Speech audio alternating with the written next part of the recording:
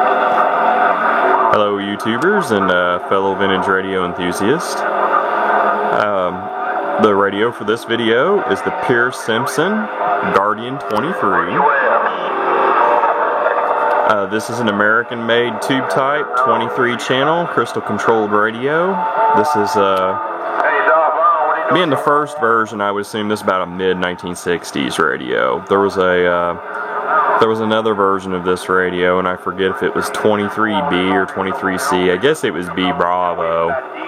Came a little later, and I think that was kind of a late 60s radio. The Guardian series, I don't know the Guardian 23 series, I don't know the whole production period for them, but they did make them for, you know, a fair amount of time. Not as long as some of the other tube types, but, you know, they weren't really short-lived, but they weren't long-lived either.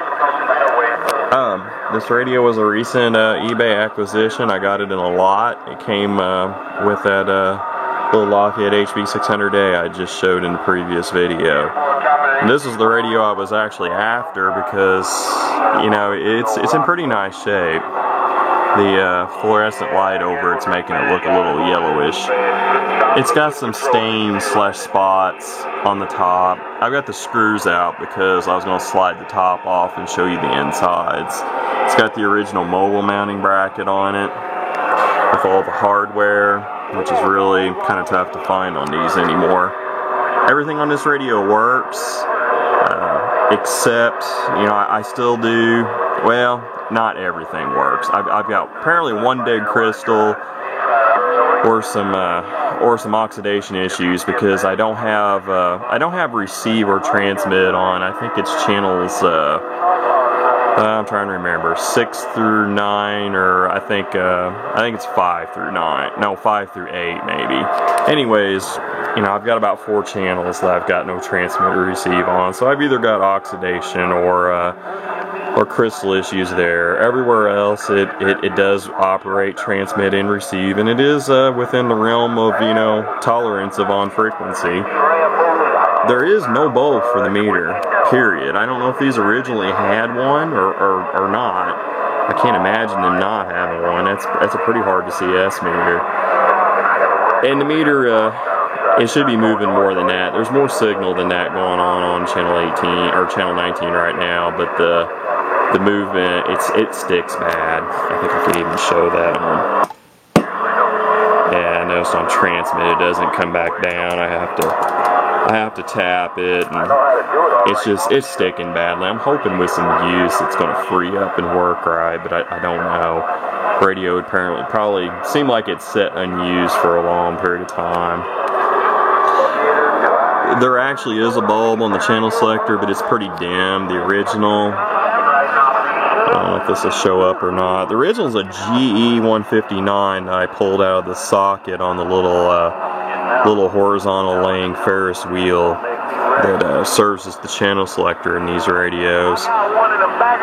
And I stopped by AutoZone today, as I had to take my mother to run some errands, and they didn't have any 159, so I got the 194. Same style, different wattage.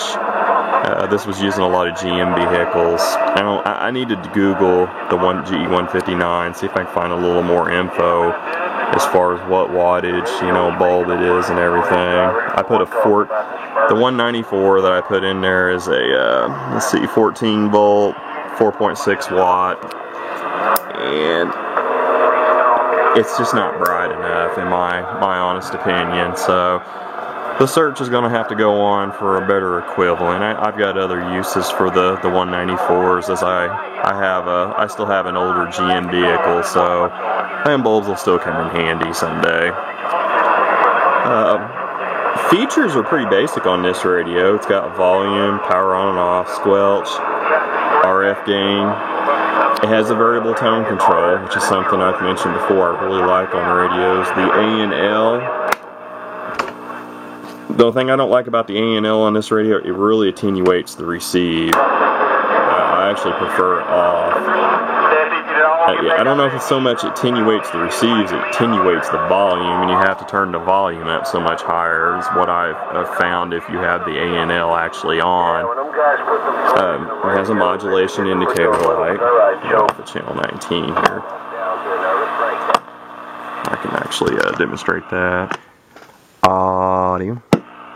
This radio keys, it's got a carrier, way I've got it tuned right now, hair under 5 watts. The other little odd issue with this radio is on the lower frequency, on the lower channels from like 1 to I don't know, like channel 1 through 10, you know, it just doesn't have much forward movement from that carrier, no matter how I tune it. Same way on a dummy load, doesn't matter if it's on an antenna, dummy load, you know, it'll only go forward to maybe 6 watts at most. I think on channel 1 and 2 and 3, it just barely bumps forward from a carrier. Then on the upper channels, you know, getting up to where we are here, you know, and up to channel 23, it modulates forward about 10 watts. Actually, man, hair over 10 watts, probably about 10 and a half. I ain't quite figured out what the deal is there. I've replaced all the bad tubes that were in this radio, so there's something else going on. Yeah, there's my dead channels. 8's dead, 7, 6, 5. 4's okay. I can hear the bleed over from 6, but I can't get there because I've either got oxidation or crystal issues. Skip's kind of dying out. You know, 19 is most I'm really hearing right now. If you noticed on the selector, certain segments are red and certain segments are white. I'm not sure what the reasoning is behind all that, but anyways, that's the way they did it on at least the first version. I don't know about the second version of this radio. I've got a non-powered, let's see, this is a Turner 454X Crystal SSB.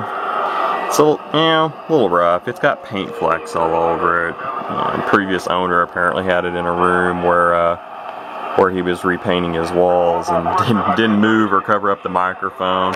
He uses a 2-pin Amphenol plug, like it's used on a lot of vintage, Heathkit amateur radio equipment, Collins, and so forth. And this was used on earlier Browning radios as well. Yeah, I know I didn't trim the wires back because 2 of your wires have got to go to the casing of the plug, and this plug had no way of doing that other than between the strain relief and the plug, because there's no hookups whatsoever. Like I said, I'm gonna try to slide the top off here. I'm probably gonna have to remove this mobile mounting bracket first. You know, this is a very clean radio.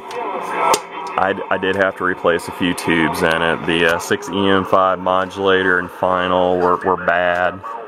I think one was weak, and the modulator had full-scale grid emission. It took me a while to come up with another 6EM. I found one new old stock one in my stash really quick, and then it took me a while to come up with a second one. I'll have to set the camera down for a second to do this without electrocuting myself.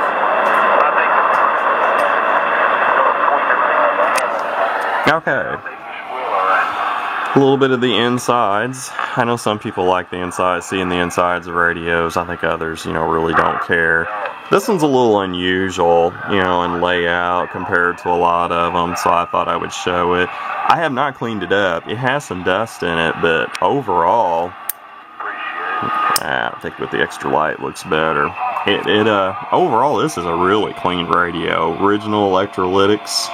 So far, they're holding in there. Wouldn't be surprised if I don't end up having to replace them. No hum on transmit and no noticeable hum on receive. So, I've been running it. I got lazy with this one. I did not bring it up slowly on a Variac like I should have. So I didn't really go through your normal reconditioning of them. Bringing them up slow over time, but they've been running good. At full AC. In.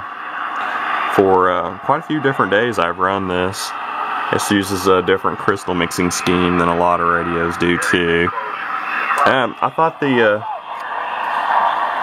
The channel selector dial is a little bit unusual. Like I said, it's a horizontal, lays on its side like Ferris wheel deal. And then as you spins her around as you turn it, there's that bulb. Like I said, I put a 194 in there for now. You can see it's burning, but it's not bright enough. I need to see if I can find some specs on that GE 159 that was in there. There's your tuning controls for the radio and your final output tube as well. I think that pretty much shows everything on this radio. I said it was a really nice shape. It's hard to find these with with the labeling that is still in good shape. Hasn't been cleaned off. Still got the badge tag on it. The screen for the speakers in good shape. I just need to work with the meter, find out why I've got 4 dead channels, and look into why my transmitter, power is down on the low end of the band. Once I get all that figured out, I think this will make a really nice radio. It has a new Vister front end. I don't know if I really showed that. If I can, I get so much glare for the light, it's hard for me to see it. Well, I think that's about as good as it's going to get at this angle, folks. But anyways, it's a new Vister front end radio. So pretty low noise floor, good receive. I need to put it through put it through the alignment paces yet as well. But even though I didn't have it 100% ready, I wanted to go ahead and show it because it is such a nice one, and it is hard to find these in nice shape. So I've rattled on way too long again. That does it for this video. Pierce Simpson, Guardian 23. Made in the good old US of A, 1960s. 23 channel, tube type, crystal controlled. 73s for now. Operator Paul, 262, signing off.